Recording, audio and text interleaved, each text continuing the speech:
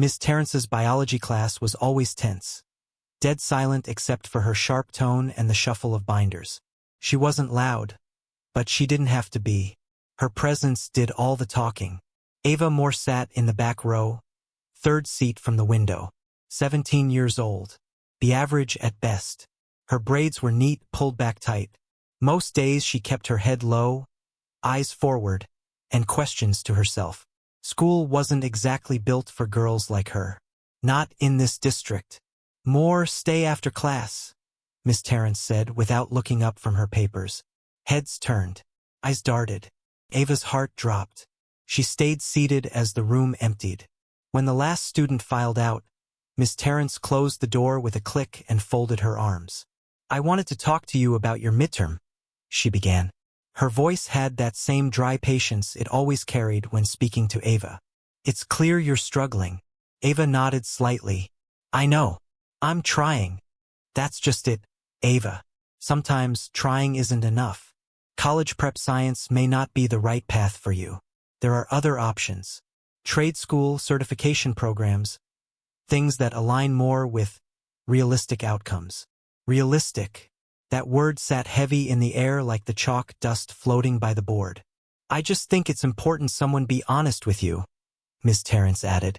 "People from your background often do better with hands-on careers." Ava didn't respond. She couldn't. Her throat was tight. Her hands curled into fists beneath the desk. She stood slowly, nodded once, and left. Later that night, Ava sat in the kitchen, her textbook open but untouched. Her mother, Denise Moore, still in scrubs from the nursing home, noticed the quiet. "You good?" she asked, setting down a cup of microwave tea. Ava shrugged.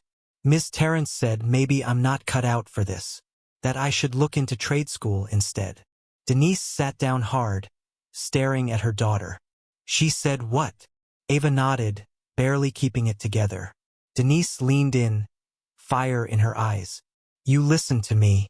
That woman don't know your story. She don't get to decide your future. If they want you out, that means you're already ahead. You hear me?"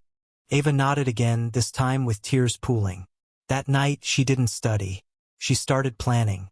3 years later, the hum of a different fluorescent light buzzed above Ava's head. But this time it wasn't high school. It was the biology lab at Eastview Community College. The desks were older, the equipment cheaper, but it felt like possibility. Ava wiped down her goggles, exhausted. She'd come straight from her diner shift, grease still clinging to her shoes. Most of her classmates were younger, fresher, less burdened. But none of them outlasted her. Not in hunger, not in drive. Her grades weren't perfect, but they were honest. Earned one late night at a time. She often fell asleep on her notes, a dish rag still in her back pocket. The dream was blurry now. Med school felt a million miles away, but it wasn't gone. One afternoon, she lingered after lab, reviewing slides on sickle cell mutations. That's when Dr. Reuben James noticed her. "You always this quiet?" he asked, setting down a stack of exams. Ava looked up, startled. "Just focused." He nodded. "You ask good questions when you ask them." She shrugged. "Trying not to sound stupid. Trying not to sound smart makes you invisible. That's not a luxury people like us can afford." His words hit deeper than he probably intended. Ava blinked. Over the next semester, Dr. James began guiding her. Not like a savior, but like someone who saw a reflection. A black professor who didn't pity her background. He recognized it. He pushed her harder than anyone ever had. One day, after class, he caught her stuffing scholarship papers into her bag. "Planning to transfer?"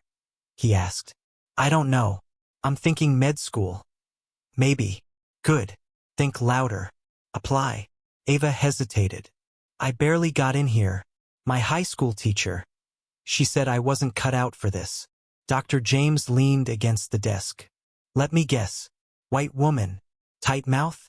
Talks like she's doing you a favor just by noticing you." Ava laughed despite herself. "Yeah." He nodded. "I had one of those. Told me I was good with my hands. Should consider landscaping." Ava looked up, curious. "And now you're here." "No, he said. Now I'm here because I didn't listen. That night, Ava stayed late to finish her application to Central State's pre-med program. It was a reach, but she had to reach. A few months later, a thin envelope arrived. Her hands trembled as she opened it. Waitlisted but not denied. She smiled. She was in the room now, and that was all she ever needed. The sound of her name over the intercom pulled Ava out of her chart notes. Dr. Moore to room 5C. Dr. Ava Moore to 5C stat. She set down her pen, adjusted her white coat, and made her way through the corridors of Jackson Memorial. This was no community college anymore. This was the real thing. Ava Moore, MD Internal Medicine with a fellowship in autoimmune disorders. One of only 2 specialists in the entire state trained in her field. She'd just wrapped up a complicated lupus consult. Her mind still buzzed from it when she stepped into room 5C and froze. Lying on the hospital bed, pale and frail but unmistakable, was Miss Terrence. The woman who once told her she'd never make it past a trade school now sat small and trembling, an oxygen tube resting beneath her nose. She looked up as Ava entered, and for a moment, she didn't recognize her. "Dr. Moore?" the nurse said, snapping Ava out of her daze. "Yes," Ava replied, voice steady. "Give us the room, please." The nurse nodded and left. Ava approached the chart at the foot of the bed. Lupus with CNS involvement. Misdiagnosed twice. The other specialist was out of state.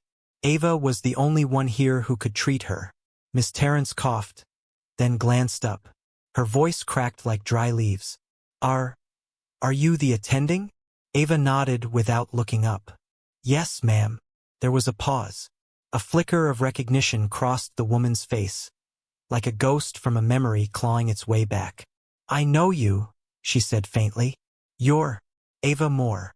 Ava finally looked up. Their eyes met. "Yes," she said calmly. "You told me to drop out. Suggested I wasn't college material." Silence hung thick in the room. Miss Terrence's lips parted, but nothing came out. Her eyes welled, not from the illness, but from the shock of facing a past she thought had long since been buried under lectures and tenure. I was just trying to be realistic back then," she said. "You struggled." "No," Ava corrected, her voice level but sharp. "I struggled in your class. But I didn't struggle because I couldn't learn. I struggled because no one in that room thought I belonged there, especially not the teacher." The old woman looked away, ashamed. "I was wrong," she whispered. Ava let the moment hang, then set the chart down and approached the bed. "Well," she said gently, "good thing for both of us that I didn't listen."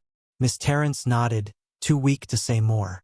Ava examined her vitals and outlined a treatment plan, professional, efficient, kind, but not soft. Miss Terrence didn't say another word, but her silence said enough. It was the sound of a woman being humbled by the future she never saw coming. And Ava, Dr. Moore, walked out of that room not with anger, but with something even stronger. Proof. Later that evening, Ava sat in the hospital lounge, sipping lukewarm coffee and staring out the window at the city skyline. Her mind wasn't on the 10 other patients she'd seen that day. It wasn't on the paperwork piling up on her desk. It was on room 5C. She hadn't expected to see that woman again. Definitely not in that state.